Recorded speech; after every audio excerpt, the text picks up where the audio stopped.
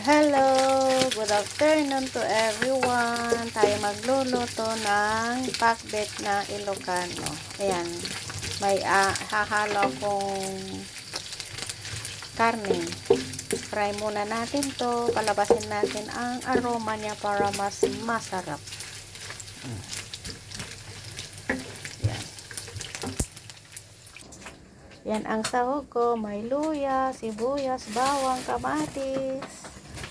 Tsaka may parda, sigarilyas, may sitaw, may ampalaya, may sili, tsaka black fungus, may kamote, kalabasa, okra, at talong.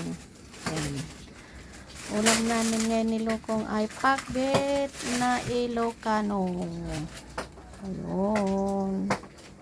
Ayan. Fry natin ang recado para masarap.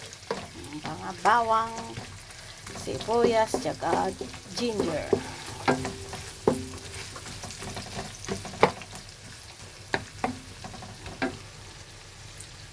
Ayan na guys, ang itsura niya. Oh, ayan na, luto na. Na fried na yung karne. Kaya ilagay na natin ang ampalaya. Ayan. Ampalaya tsaka sili. Tsaka yung black fungus. Binagyan ko na ng black fungus kasi sayang naman, masisira lang. Ayan. Sunod natin ang sitaw. Sunod natin yung sitaw tsaka yung kamote. Ayan guys. Tapos yung parda.